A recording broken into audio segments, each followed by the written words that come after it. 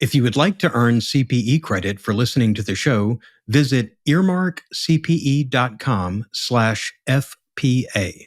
Download the app, take a short quiz, and get your CPE certificate. Finally, if you enjoy listening to FP&A today, please go to your podcast platform of choice, click the subscribe button, and leave a rating and review of the show. And now, on to the show. From Data Rails, this is FP&A Today.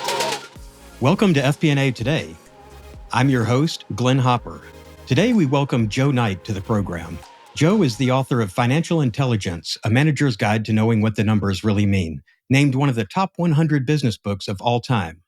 As a partner and senior consultant with the Business Literacy Institute, Joe delivers keynotes like The Love Affair with EBITDA and The Secrets of Finance Revealed. He has worked with clients including NBCUniversal, Electronic Arts, and McKesson. Previously, as CFO of SetPoint Companies, Joe spearheaded financial education for the engineers at this automation and roller coaster company. He has also appeared as a guest on radio and TV programs discussing finance. Joe co-authored Financial Intelligence with Karen Berman. Until her untimely death in 2013, Karen was also a force in engaging employees to improve company finances. Joe, it's an honor to have you on the show. Thanks for having me. Appreciate the opportunity. Something I was thinking about, actually, I was laying in bed last night and thinking about this, as I do the nights before a recording. The idea of storytelling has been a big part of FP&A in recent years. When I first started in the field, we didn't talk about storytelling. We were doing it, but maybe it wasn't labeled as such. And as a matter of fact, at Data Rails, we recently hosted a webinar entitled "Getting to a Winning FP&A Story," and I think that this is interesting to me because my first career before I went to business school was as a journalist. And I've always seen kind of journalism and finance as two distinctly different things, kind of left and right brain, if you will. But I've since realized, and I think this is kind of what's going on in the community now, that good finance folks aren't just numbers people. They're not just delivering reports. They're using the numbers to craft a narrative. And why I was thinking about this, despite initially thinking we've got words on one side, numbers on the other, now it kind of seems natural that many of us would be writers. So I'm thinking now back to nearly 2 decades since you first published Financial Intelligence. I want to get in your mind of where you were when you decided to write it and why you decided to take this on, and kind of what your focus was and what your thinking was when you started the book. Let me make a comment about what you just said. Cara and I, literally, my office manager, Cara and I, were just talking about how funny it is that I'm a finance guy that just tells stories. And one thing that's really funny about that is we just did a training this morning with a company called Gentherm, tier one supplier in the auto industry. A lot of German people on the call with us on this training. And I'm just telling one story after another. And Cara logs the stories because since COVID, unfortunately, I had to start training virtually, which was really hard. And so Cara would always run the technology, and she would write down stories in a book every time I told a story. And she's north of 40 now of all these stories I tell, because I've always taught and explained finance by using stories. Kind of how I got into this kind of an area is I got my MBA. You mentioned that, you did as well, in finance from Berkeley. I went directly to Ford Motor Company and lasted 3 years there and just hated it. Just didn't work in a big company, not a rule follower, just like to do my own thing. So I left Ford, moved back to Utah where I had family and was from, had a young family, and just started looking for something in small business, even consulting. And that led me to meet these two engineers, an electrical engineer and a mechanical engineer that basically worked at what they considered their dream job. They worked at a company that designed and built roller coasters. And it was like, and amusement park rides. In fact, they were working on the Kong ride for Universal Studios when I met them. And it turns out I consulted for a little bit with this little company. It was a disaster of a company. And as engineers, they were never told what the numbers were, but they knew it was a disaster of a company. And I kind of, as a consultant, wink, wink, said, yeah, you guys might want to look for something because this isn't going to last long. And they knew it. They were smart. They'd been there for a lot of years. They loved what they did. And so they quit and they started their own business. I had gone on my own working in the Utah area with different groups and doing consulting work and doing pretty well with it. And they called me up and said, and I'll call him Big Joe, my one of these two engineers, 6'7" Joe Cornwell, who loves Moab. We were talking about Moab before the call. He's a big motorsports guy and loves all these kind of stuff. He loves designing things and everything else, but he also loves business. So I came in to meet with him and he said, hey, listen, he told me the story I just told you. And he said, I know we met a little bit on the consulting gig. I want to start this company in a different way. I want the books to be 100% open. I want to do a P&L every week if I can. I want to do month-end financial reviews. And I want somebody to help me figure out how to do it, because my accountant and my attorney who helped me set up the business said that's the worst idea they ever heard. If you share your numbers with your employees, one, if you're losing money, they'll all quit. Number two, if you're making a lot of money, they'll all want raises. Number three, you always lose money in a business, and they'll panic and those kinds of things. Not only quit, but panic, and there'll be a negative attitude. Also, finance and accounting is hard to understand. It's sophisticated. It's very technical. And finally, if you share all your numbers, you're in a competitive bidding environment. People will find out your pricing and your bidding. Your suppliers will find out if you're making money. All these things will happen because you're not controlling the information. And so I said, so that's what you're told. Why are you talking to me? He said, because I want you to help me teach everybody how to read the numbers. And so that's where we started. We started by focusing on how to share the numbers. And we literally started when he said, if you take revenue and if you take my sales when I get a PO and subtract the cost to make the sale and pay my people, I get a number I call aggregate remainder. And I said, you know what we call that, Joe? His name was Joe too, by the way. Joe, we call that gross profit. And he said, that's so cool you guys have a name for that. And that's literally where we started. It's literally where we started, because he had no finance background, but was a brilliant engineer. And so was his partner. And we built the business around that concept. So that's how I started teaching finance, was to my own people. I ultimately became a partner with them and owned that business. And we ran that business for 25 years. That's a Set Point Companies that we sold to private equity about 6 years ago. That's so interesting to me, because my first CFO role was at a private equity-backed car wash company. Wow. And we were so focused on hitting our numbers that we decided for our profit sharing. And these are blue collar workers, high school education, never took a finance class, but our monthly profit sharing that we did with the managers for their unit, we would give them their whole P&L, and we would say, this is your budgeted margin. And if you exceed it, that they had kind of a tiered budget system. And I'll tell you what, they were motivated by trying to drive their budget. So after 6 months of talking to a blue collar car wash manager, they would talk to you just like the PE guys would about their financials. They'd say, now explain to me why my COGS are up on chemical costs this year when this is my inventory level. I mean, it was amazing, but it's the only way we could have run the ship as tight as we did, is everybody had to be understanding that, reading from the same sheet of music, I guess. Yeah. And we had the same, we grew our company Set Point the same way. And we did our weekly reviews. We had bonuses tied to it quarterly. And we had, we look at every project, and we boiled it down to a couple of key metrics. And we changed behavior and changed the way people think about things and the way they act. And we shared in the success. And it was a great story. And that's where I start. That's where I cut my teeth, because we did a weekly P&L that everybody understood pretty well. But pretty soon, Big Joe said, hey, I want to do a month end where we go through the income statement, the balance sheet, and the statement of cash flow. So I started doing that.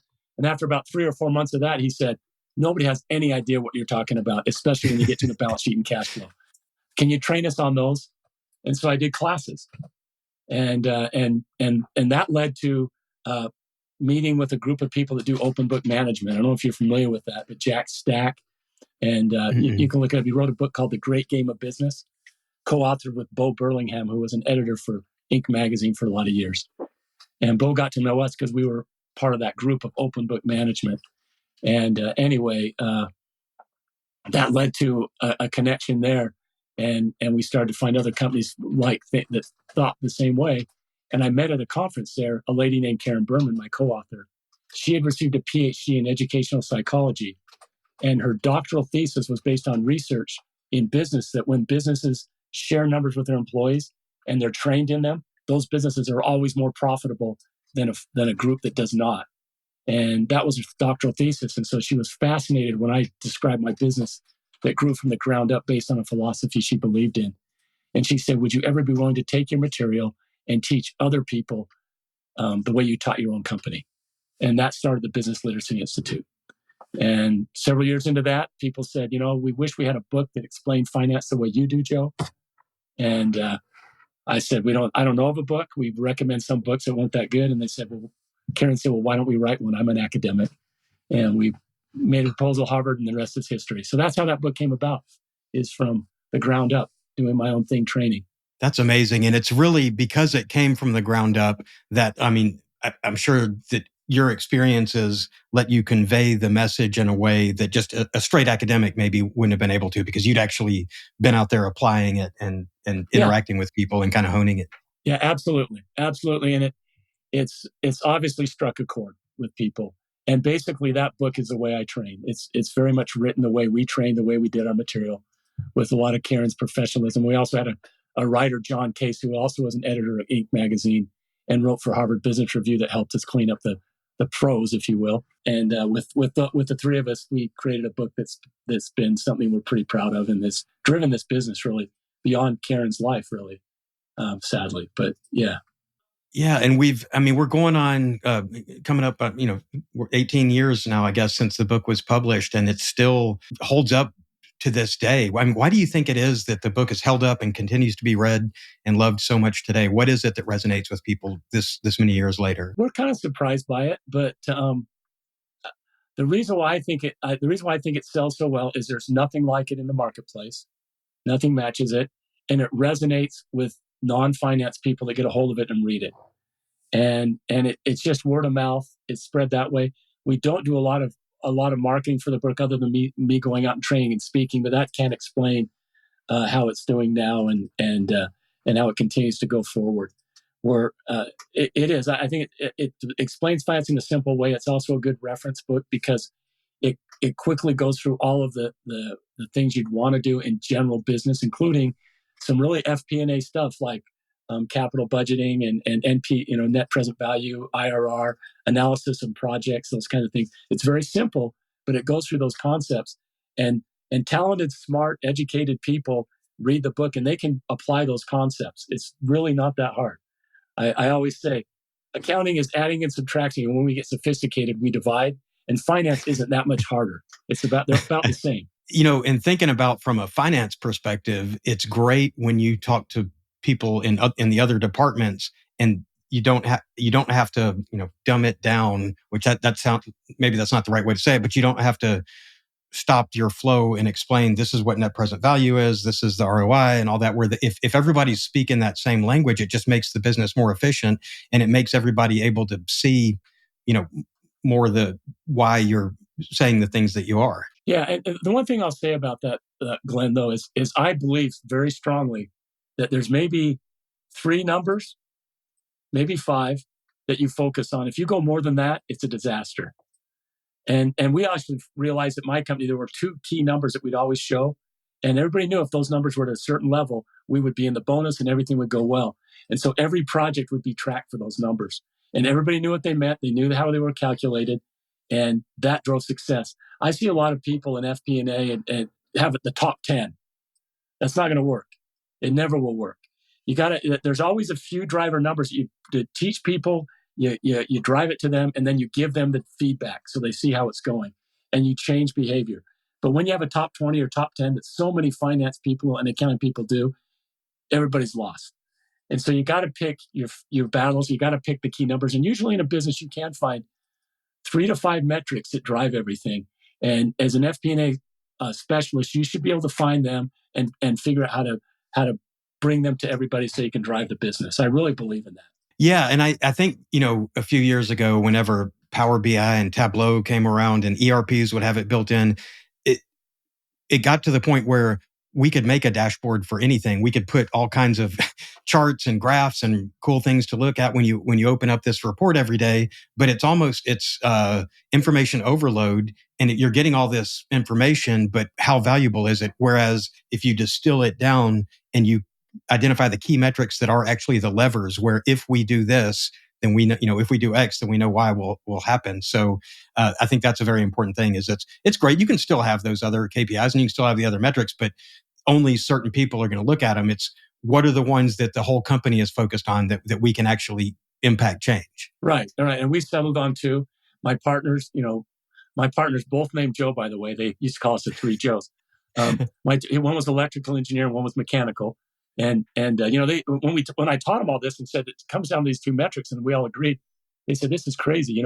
We do dynamic analysis on roller coasters to get the speed right, and we have to do the second derivative and all that kind of stuff, calculus.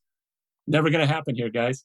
All we need to know is gross profit per hour and percentage of labor direct, and we know we're making money. And if we teach everybody what those numbers are, and they drive the gross profit per hour, and we keep all our people on direct projects, we're going to win. So we're going to track it every week, and everybody drives to it. And I think that's what you have to get to. In FP&A, you're right. We have a lot more we look at, a lot more detail. But when you're taking it to people and training, pick less than 5 and help people understand them, and then share them with them. And you'll be amazed at how the business manages itself. Yeah. Very, very well said. So I'm thinking now about changes that I'm sure you've seen in the time since you wrote the book. It's interesting. I just had a conversation the other day where a CEO was saying, my controller should be able to do a cash flow report. And I said, well, that's, yes, I mean, a cash flow projection is not hard to do, but normally that would fall under finance. And he said, oh no, that's a controller function. And I realized this CEO is my age or older, and he knows when he first came up, these are the things the controller did. And the reason I'm bringing this up is when you wrote the book, there's not really much of a mention of financial planning and analysis. You've got it as the FP&A's work coming under controller. And I didn't even, when we were having that conversation, it wasn't really registering with me why he was insistent that the controller did this. But then when I was looking in the book, it said the modern controller is responsible for general accounting, financial reporting, business analysis, financial planning, asset management, and internal controls. And I guess I had forgotten that over time that FP&A kind of has emerged out of this, came out from under the controller. And I'm wondering, or maybe it's different at different companies, but I'm wondering what you've seen at FP&A versus the accounting and controllership. We looked at that. You sent that question. We looked at that in the book and said, yeah. And you know what? I would say that I agree with you that we probably should have written that differently, but you're right. When this book was written, the world was different. So that's part of it. But the other part is I think you're right. Analysis and cash flow projecting and all that stuff is an FP&A function. And one of the things I do when I train, one of the first things I talk about, it's in the book too, is what's the difference between finance and accounting? And just understand that finance doesn't do accounting and accounting doesn't do finance a lot of times. And we all assume that because you're in that group, you know it all. You don't. And that's a big misunderstanding by a lot of people. And shocking that, there's two different people in this group and they have different goals and they look at the world completely differently. And so I teach that and I talk about how I'm 100% finance. And then, of course, I also have a big discussion about how, of course, we all know that accounting, they all call it actuals, but they're not actuals. It's their best guess at what they made last month. They don't know because it's all a guess. We're all just guessing here. And I've had a lot of exchanges with that. A lot of people arguing with me about that. I trained GE for years before they lost their minds and blew up their business. I used to get in fights all the time because I trained a bunch of executives in the pit where Jack Welch started that. I trained in the pit for about 9 years, a lot of times. And I get fights, people saying, how can you say accounting's more of an art than a science? And I go, well, you tell me how it's a science. And we get in these big arguments and I'd always win. It was an easy argument. Because account, it's not actuals. I say, I hate the fact you use those terms, actuals. It's our best guess at what we made last month. We had to make thousands of estimates and assumptions to get to the bottom line number. And we're probably wrong on a few of them. Not probably, we are wrong. And that's what people don't understand. And I hate the fact that accountants call them actuals because it's an art. Yeah, that's funny because I think about all the finance people that I work with and all the accountants that I work with. We have different mindsets because the accountants are, obviously, when you're dealing with numbers, you have to be black and white. But I think the way you expressed it is more of what we in finance say. But the accountants that I deal with are tick and tie and get everything balanced, get your debits and your credits, and everything is so black and white to them. So whether it's an accrual or revenue recognition or whatever, they will tell you this is not made up. This is actual This because, is an actual. Yeah. yeah, yeah, that's interesting. It's an interesting change though. And then you want to see an accountant freak out, start showing them your scenario analysis and forecast and all these different, they're like, how do you, then they say, well, you're making that up. You can't tie that to anything. Years ago, I was training I guess I won't mention, a public company in California. And I got on this thing. I start out with finance versus accounting. And I told them my book, Financial Intelligence, my working title for the book was Accounting and Finance is an Art, Not a Science. That was and the Harvard people, very grateful they did this. They came back and said, that's kind of a wonky title. Let's go with Financial Intelligence. But that was our title. And that was the theme of what I started when I taught. And one time I was teaching this public company in California, and they had a couple of accounting people in the room, which is often the case. It was maybe 40 people. And I get up and start going off on how accounting is not actuals, it's an art. There's all kinds of accruals. We're guessing. When we book our receivables, we have to do an allowance for bad debt. That's a guess. We also do all kinds of allocation. And during the break, they leave, and this other guy comes in after the break, and I go, "Hi, who are you?" "I'm the CFO. I hear you've been saying that accounting is an art." And he's really kind of angry. And so we go back and forth for 20 minutes, and we get done. He goes, "He's right. I understand what you're saying now." And he left, and we became best friends. But he was almost offended that I had said that. And then when I explained why, and I said, "Listen, these accruals aren't actuals, and I want them to understand that you're guessing when you say allowance for bad debt. Even though you call it an actual, it's not." And he goes, "Yeah, that's probably true." And once I got through all my examples, he said, "Yeah, I'm good." And he left. And then every time I came, we'd have lunch or meet, and we became friends over the years. But the funny thing is there's this mentality in accounting that everything they have is sacred, and they're hard, and they're fast. And I think the employees believe that, and it's not true. And it's okay to challenge assumptions. And the thing that's important to me, I learned this even at Ford, is when you have operating people understanding that there's art to the accounting books, they help you. You can get a better accrual if you work with people that are managing that division. You work with someone who's running the shop floor, they can tell you better how much to put in for inventory obsolescence. But if they don't understand that, you just have an accountant looking at roller coaster tracks saying, how much did I put as obsolete? And nobody on the floor knows what they're doing. You're not going to get as good of numbers. So the more you explain to people that you are making estimates and assumptions and help them understand, they'll give you better numbers. I learned that at Ford from a marketing manager that would just grind on us about, where did you get the benefits you charged to my product line? Oh, we allocated that. How did you allocate it? And pretty soon we're in this big discussion. And I think when operating people understand that, you end up with better numbers. I love hearing that. It makes complete sense, because I think there's, it takes the idea that we're doing something magical to make it more relatable. Like, look, this is our historical, what we've had. This is the information we have. This is our best guess now. And if they understand that's what you're doing, and you don't have to, show them the calculus of how you got there.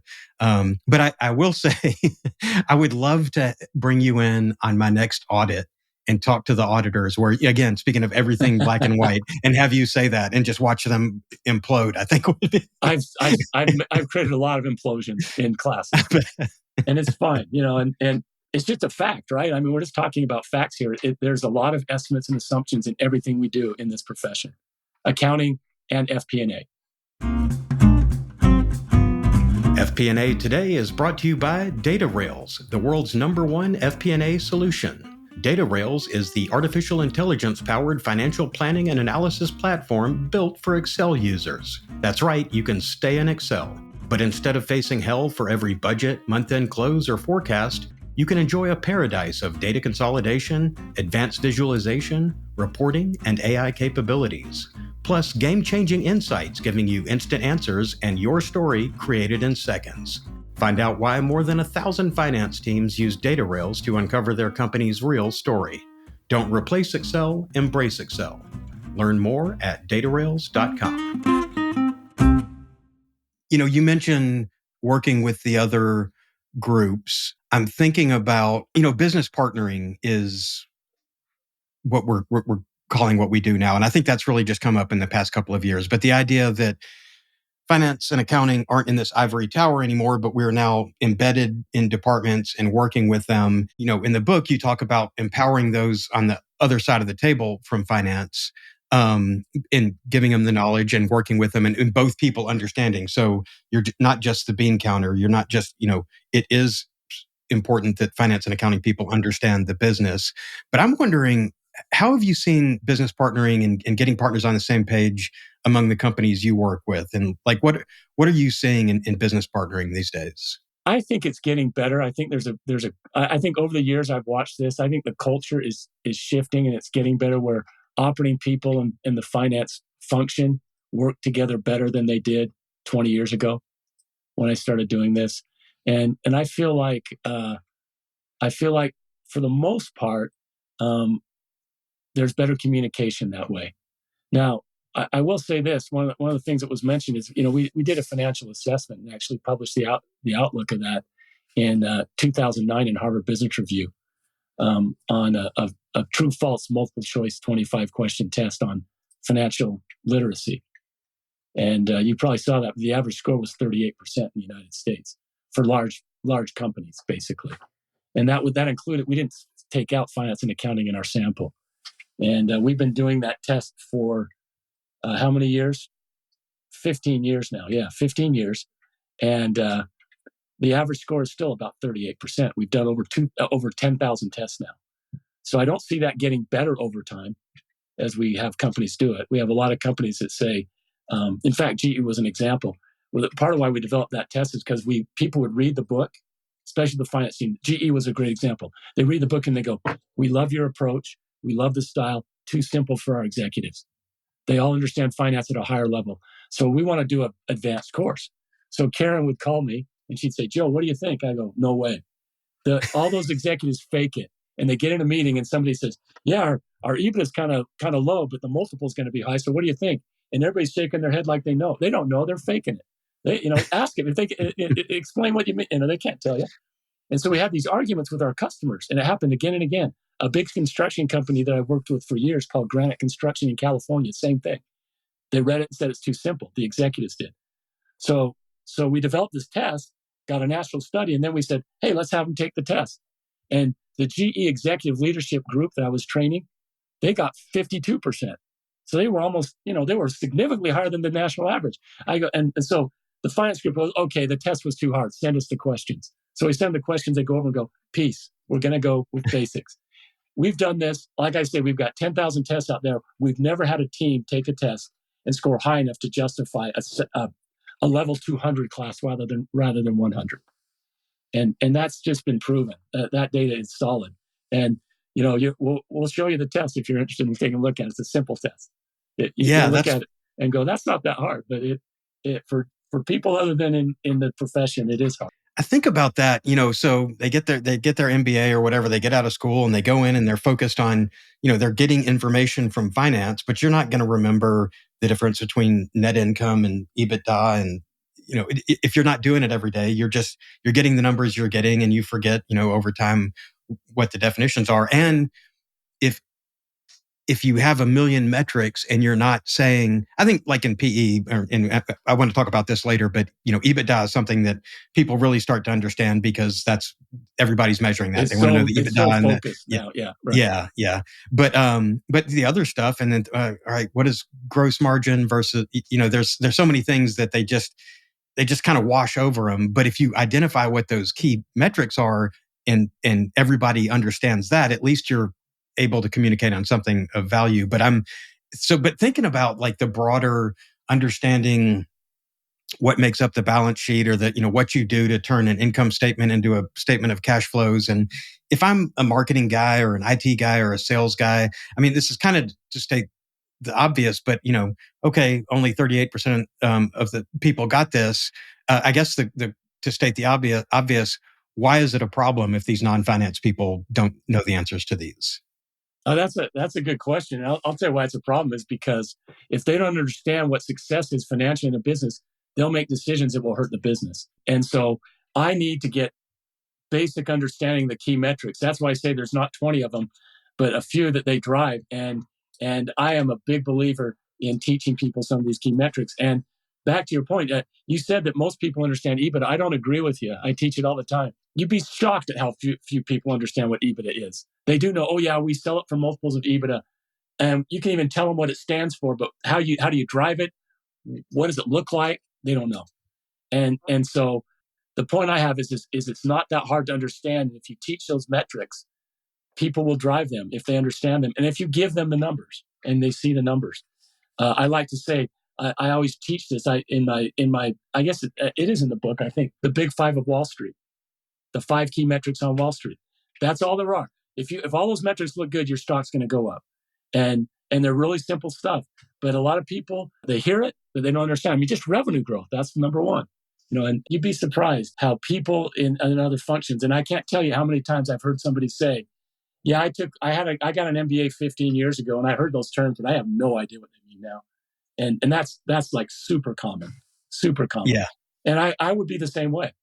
If I after my MBA, if I went into marketing, I haven't done it for 20 years, I wouldn't remember all this stuff, and that's very, very common. So it comes back, but they need it. They need someone to help them get it back, and that's what this book and what our training hopefully does. I guess on the other side of that, I think about, I don't know, I'm obviously going to be, team finance here, but I feel like since my career started and the finance people that I talk to, I feel like over the years, we've gotten much more knowledgeable out of necessity, I think, about the other aspects of the business. Because I feel like when I first started, you could just be in, like I said earlier, that ivory tower of accounting. And it's like, I don't care what you're doing out there. I'm just reporting on this stuff.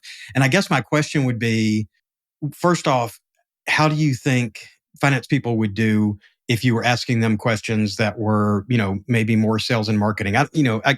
There's so much crossover now. I'm thinking about like customer acquisition costs and lifetime value and things that are really important to sales and marketing that aren't true financial metrics, but I feel like we certainly know and follow those now. But I wonder how finance people would do today if they were quizzed about metrics and other parts of the business. And if you think finance people have gotten better over the years at understanding the other components of the business. That's an interesting question. I haven't really thought about that.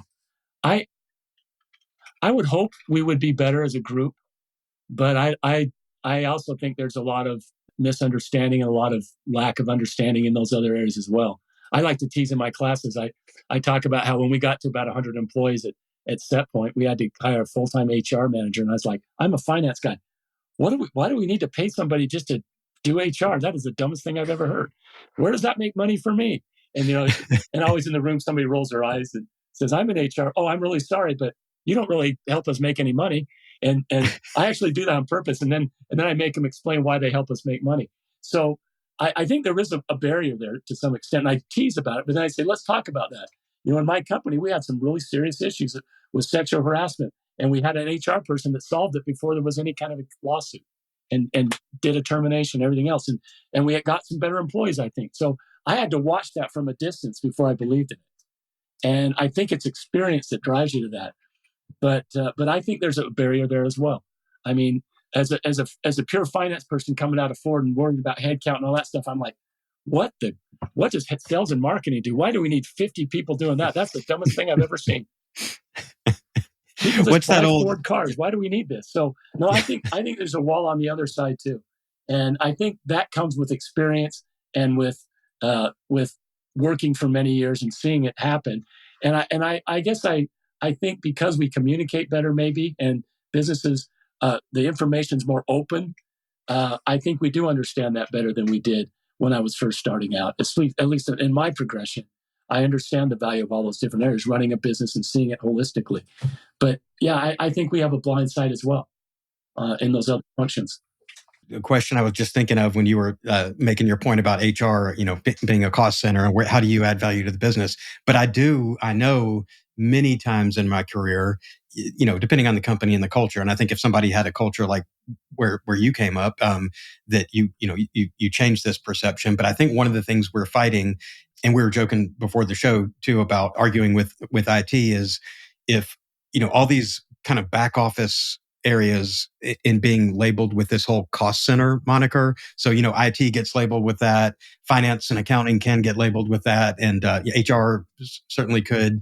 Do you still see, is the mentality when you're out training and talking to companies, do you see a lot of companies still that have this whole picture of finance and accounting as just being a cost center, and that they don't, when you first arrive, that they don't understand the value that you're contributing to the business? Or I think I would say over time, I've seen it more valued. I think one of the reasons why this has resonated, the book has resonated, and why we do training still. I'm not.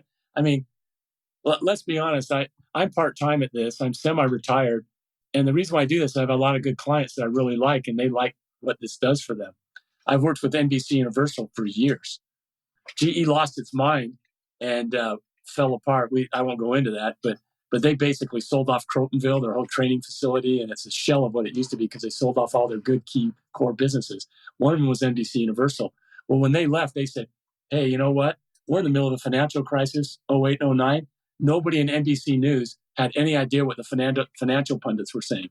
So a couple of people at NBC News who had been to my class when they were at GE said, hey, there's this dude that we can bring in that can explain it to us. So at least we know something about it. So I trained NBC News and ended up with a really good relationship I've had for over a decade with NBCUniversal.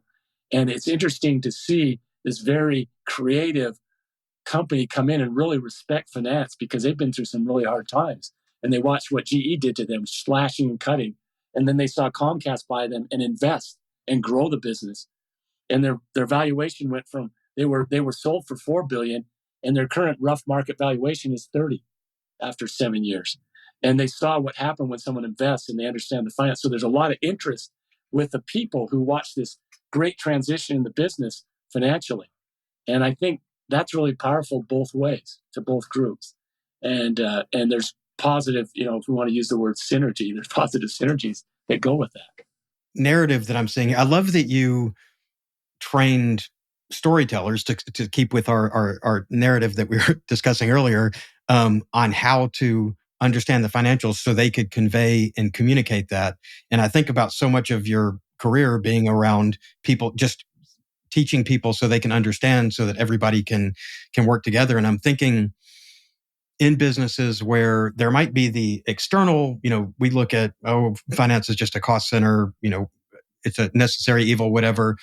And thinking about what people don't understand about finance. But I wonder if in some cases, if that's not a self-inflicted wound, because I think also if you asked, all the businesses and all the different departments, the executives, the finance questions, and they didn't do well on the test, and you asked finance, and maybe they didn't do as well on the other areas as they did in finance. But then I look back at those of us working in FP&A and think, what do you think businesses would say if they were surveyed about the ability of the finance teams themselves to explain what they do and what they want in clear and unambiguous language? And I'm thinking back to 10, 20, 100 KPIs, whatever it is. If you're just getting a readout of just numbers, that's not impactful versus a person who can really say, this is what our focus is. These are the 3 metrics we're looking at. Do you think, is finance doing a good job on the whole? And maybe this is too broad a question, but do you think we're doing a good job on the whole at conveying the message and making it understandable to the other departments? My answer is very, very direct. No. And that's why I still have it. That's why I still have companies that want me to come and train.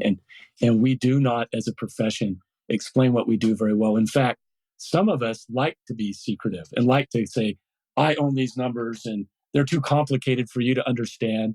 And some people, like this CFO, they're offended that I'm simplifying everything they do. And I go, wait a minute. I've worked with engineers that do these dynamic analysis that could kill people on roller coasters and amusement park rides. And their analysis is way more sophisticated than anything we do. You don't think they can understand what we do? Yeah, they can. And it won't take very long if I explain it. And the problem is I don't see that changing. It might be a little better, but I don't see it changing a lot. I think everybody likes to protect their turf. I think it's human nature. And so I think that that is not progressing that well. And I think a lot of people protect their turf and want to make it look like this is black magic that you really can't understand. And I think that's a common culture that we have in FP&A especially, really, and accounting, both ways. And I obviously don't believe in that at all. I believe in sharing everything and being open. Yeah, and that's such a great philosophy. And I think I'm trying to remember back to my IO psychology courses a million years ago, but there's either 3 or 5 types of power. And one of the types of power is if you're the one with the wisdom. And so I think a lot of people think, oh, but if I tell everybody how I do this, then I'm replaceable and I'm not relevant. And I think Yeah. But I think it's really scary right now, because when you look at automation and how much of the specialized stuff that we did is being replaced by technology now, especially with AI coming around, that's a scary place to be. If you really think that you're going to cling to power by knowing some secret thing that other people don't, well, a chat bot is going to be able to answer the questions that you can. If that's the only thing you're giving is the know-how of what these numbers are. So I don't know. Are you seeing anything on the technology side that is interesting you right now, or that it looks transformative? Or I'm just getting exposed to AI, so I don't know if I've thought a lot about that. But I do agree with what you're saying. A lot of what we do is very much doable with AI, as is everything else in the world, and it's a threat to everything. But no, I haven't thought a lot about that. I have a son that's actually a salesman that is really into AI, and he's challenged me a little bit on that and discussed what I do and relative to AI. And I say, well, I think you're right. A lot of what happens in finance and accounting could be done by bots, just like everything else. But I haven't thought beyond that, really. Gotcha. Yeah, there was a study that came out from University of Chicago just a couple of weeks ago, a paper that talked about now using this, without getting into all the details, this complicated chain of thought prompting to interact with an LLM, that these large language models actually performed better than financial analysts at predicting earning per share for public companies based on getting the K's and Q's and a couple of years of financial statements. And I thought, and this is we're in the nascent, super early stages of it. So it's going to be interesting to see where the industry goes with the new technology. Yeah, I think it's the same threat for every industry. I think the engineers have the same issues. Yeah, that's true. Yeah, it's not just it's not limited to us. I mean, we're really hitting everybody. Yeah, yeah, it's really interesting. So, but I'm a huge AI guy. I develop products for finance and accounting people to use.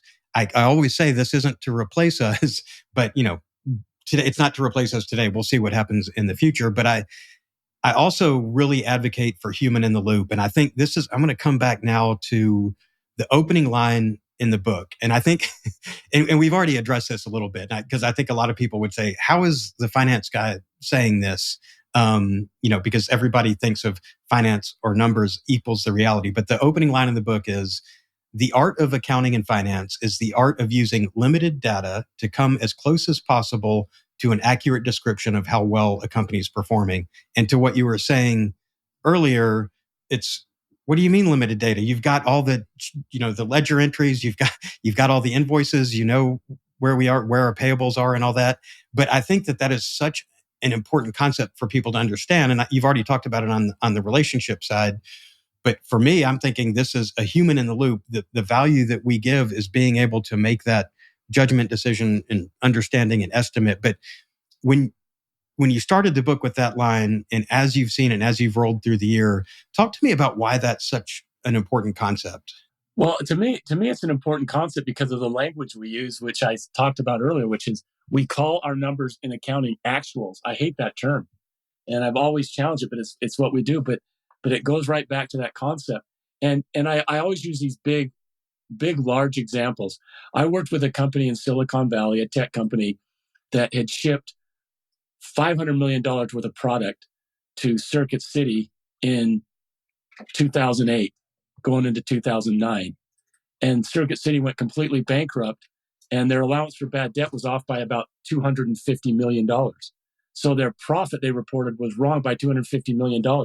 And I say, how can that happen? They called those actuals, and they reported it, on their 10K that year and everything else. And now they're writing it all off, and everything's a disaster. Now that's a huge, dramatic example, but it just tells you that the actuals we report are subject to inaccurate data. We're guessing how much of those products are going to be returned. When I worked at Ford, I did analysis on warranty returns. And we come out with a new model, and we're guessing how many times it's going to break down on warranty. And that's a huge cost to Ford. And we're always wrong. We have a warranty allowance when we ship a car out, and we're always wrong. So they were always fighting and saying, man, are we going to have to do a restatement this quarter?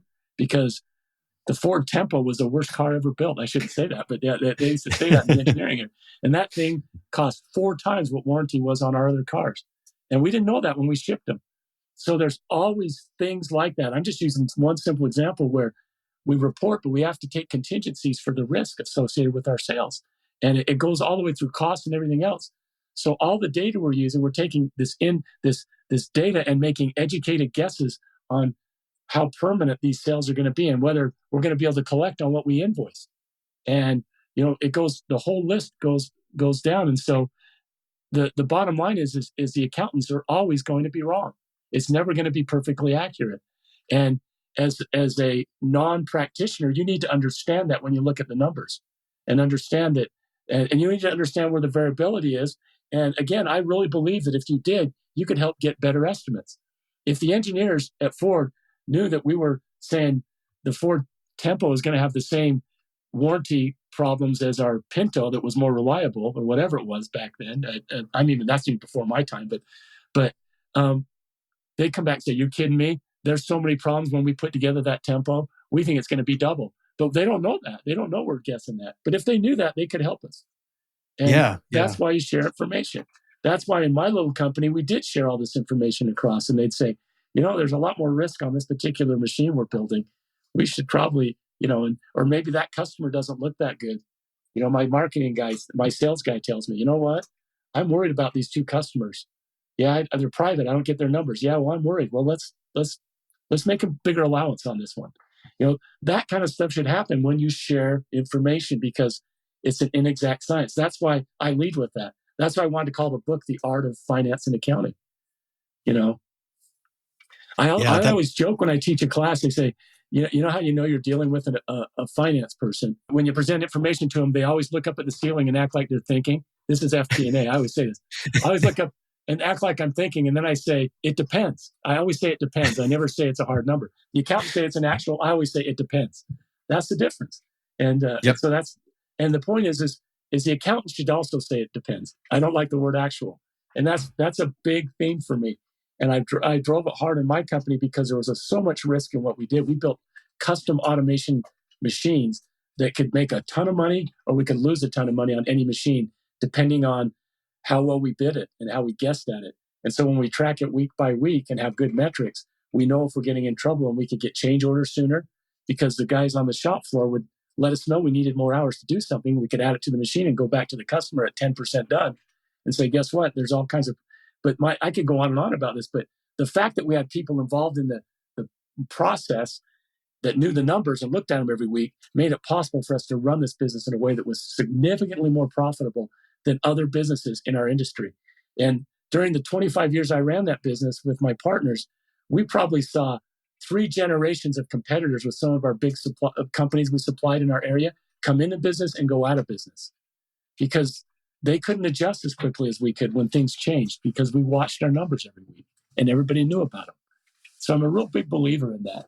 It's funny. I just a couple of weeks ago was interviewing another guest, and we were talking about storytelling, and he said something that really resonated with me, and I think this kind of goes to what you're saying. He said, when you're giving a financial presentation, you don't think of it as this is my TED talk. Think of it as a workshop, because if you just go in and present to the other departments, this is what we're going to estimate for bad debt, this is what we're going to accrue. I mean, that's just telling them, and they just say, "Okay, you must know something I don't." But if you treat it as a workshop and you have that rapport and that communication going back and forth, then you're adding value to them, they're adding value to you. And I really like that concept. That's a great point. Yeah, you take that example, you say, "Okay, here's our allowance for bad debt. Let me just show you one slide to break down what it is. Here's where we think it is. Do you all agree with that's reasonable?" And someone say, "Wait a minute, I think there's a lot more risk here than here." And they're the ones in the operation. I agree. That's it. That's exactly, I totally agree with that. We're running out of time, but I really wanted to get to this because you and I talked about it a little, and it was so ingrained in my head coming up that EBITDA. So I've got to know, I know one of your talks is the love affair with EBITDA. And the reason I bring this up is I know whenever EBITDA is mentioned, it gets really strong viewpoints on one side or the other. And I was a fan of it. VC people love it. And it just sort of, I'm like, okay, I get it. You're comparing company. You're trying to equalize the numbers across different companies, different industries, and all that. And I get it. But it is, you get into EBITDA and adjusted EBITDA, and you get, people can start making it really anything they want. But I'm curious. I'd love to hear just a little bit about your talk and some of the points you make and what kind of feedback you get on it. I have pretty strong feelings about how ridiculous the focus on EBITDA is. And it was way worse 20 years ago during the dot-com era, where if you were positive EBITDA as a dot-com making almost, $500,000 of EBITDA, you're $1 billion company because now you've gotten over the hump. And now we go out here we look at WeWork, and I like case studies, but you look at WeWork and before that WorldCom and Enron, it's a disaster. You get positive EBITDA, you think you got money. Well, if the books are bad, you don't have anything. In fact, you're losing a lot of money. So EBITDA is an indication of future cash flow based on the inexact income statement that's loaded with estimates and assumptions and even bias, especially when you're trying to sell. And I'm shocked. Absolutely. Yeah. When we sold our business, I'll be honest, when we sold our business, we were actually looking at a ESOP, and we were getting valuations in, and a private equity firm came in the middle of this and said, we'll buy you at your EBITDA in your last year, which was much higher than the prior years. It was our record EBITDA. And we'll also do 2 more points on the multiple. And I look at that like, you're going to value our business on just the last year EBITDA. And then, of course, what they did is their due diligence, and they went and tried to beat up our EBITDA, said, you're not going to collect from this customer. We had Tesla as a customer, and they don't pay any bills to anybody. But I said, listen, we're getting a multiple on these receivables. I guarantee we're going to get the money. And we got it. But anyway, the point is, but that was all they cared about. They just said, we want to focus on this year's EBITDA. We want to try to drive it down. We've already agreed to a multiple. And that was their whole due diligence. And the other thing I'll go off on that was, the other thing that killed me is I said, all we worry about is gross profit per hour. Every hour we have this many people on our shop floor, and if they get a high gross profit per hour, we're making money. And they said, no, you need to focus on gross profit margin. So it was EBITDA and gross profit margin. And they said, we love your amusement park ride stuff because it's higher gross profit margin. And I said, yeah, but the risk is through the roof on that. We have a high gross profit margin, but we lose on 25% of those because we're building a new ride. First time, we're building parts of the Harry Potter ride for Universal Studios. We did some stuff for Disney, which is a nightmare to work with, and all this stuff. And we do get higher margins going in, but we tend to lose more money. And I said, we built the same machine for a technology company in their automation thing for 20 years. And it's for the time we started business. And our gross profit on that is only 20%. It's very low. But 60% of that is material, and the rest is just a little bit of labor. You know how much we make per hour on those machines? We only spend 100 hours on those machines. We make $1,000 an hour for our labor. In amusement, we make $200 if everything goes well. Has a higher margin, but I would build those machines all day long at a lower margin, and our EBITDA would be 5 times what it is today. And they're like, no, you don't get it, Joe. It's all about gross profit. And they never got past the gross profit margin and EBITDA, and that's all they thought about. And then they just wanted to lower our EBITDA.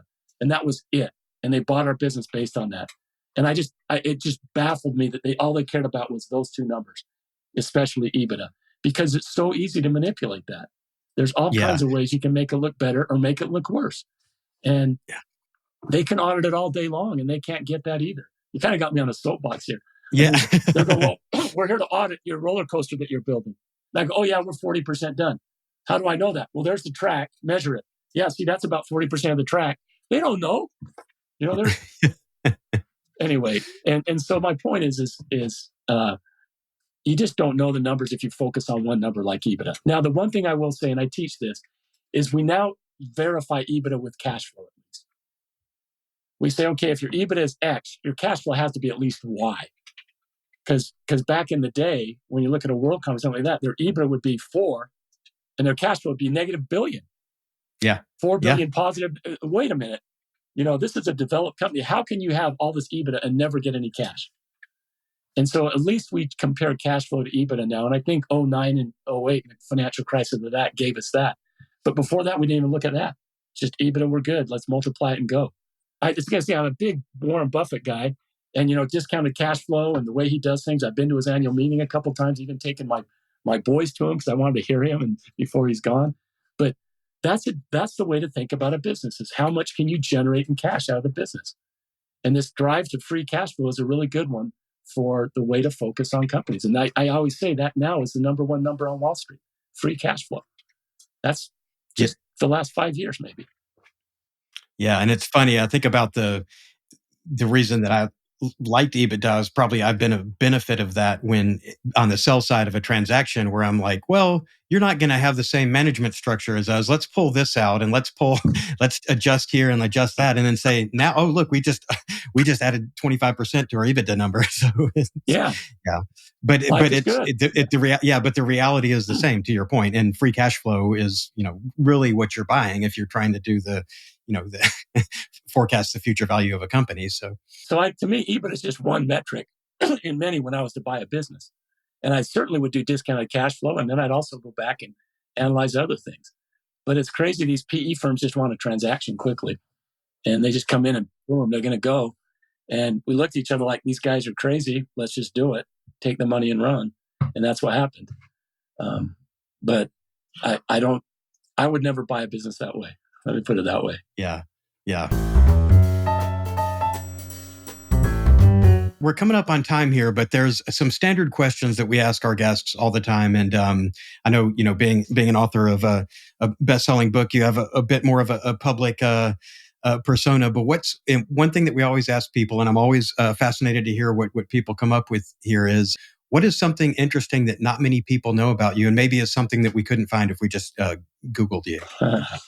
What's interesting about me? I have 7 kids. Wow. Okay. I have a big family and now 10 grandkids. And that's been kind of crazy for me to manage through that with my wife and everything else. So I have a big family. I'm a big family kind of person. So that's one thing. Another thing about me is I am a creative person. I am not a numbers person. I, in fact, have learning disabilities around dyslexia and those kinds of things. And what I've learned is my creative side, bringing it to finance, has been a big benefit for me. And it was a great match for my book and for the things I've done because I am naturally analytical, but I get things backwards. I'm actually not good with my handwriting and everything else. So I grew up with learning disabilities, and people would be surprised that I'm where I am now, especially some of my grade school and even into high school saying, no, that guy's going nowhere. But because of that, but those things were, just who I am and what I am. And I've learned how to work with those disabilities. Those are two kind of unique things about me and who I am. Well, that's amazing. Thank you for sharing. All right. And this next one, I know as an author and an instructor, a little bit different than a lot of our guests. And we might have some heated conversations with them. And I don't know, you probably are not spending a lot of time in Excel these days, but we have to ask everyone, what is your favorite Excel function and why? I do not spend as much time in Excel as I used to when I used to live, eat, and when I was at Ford and some of these other places as an analyst. But for me on that, I saw that question. It's kind of funny. For me, I'm analyzing my investments now. And the best thing is I can take a page, copy, and paste it to another page, and then just repopulate the numbers. And I love the ability to take a model and move it to another section and then put in a new investment and load it again. So I'm a pretty simple guy. I'm done with all the high-end functions and those kinds of things. But now I have a son that's at Deloitte now, just started, and he's a numbers guy, and he loves it. He tells me all about all the things he's doing with Excel, and I say, I've forgotten more than you know right now. But that's really it for me. That's my favorite function: is ability to take a model, get it right, and then repeat it with one thing after another. It's a beautiful thing. Yep. So, well, Joe, this has been a really great episode. I wish we had more time because I really think we could go on all day. And I really appreciate you sharing your insights and focus here. And I think our audience is going to get a whole lot out of this. So thank you very much for coming on. You're very welcome.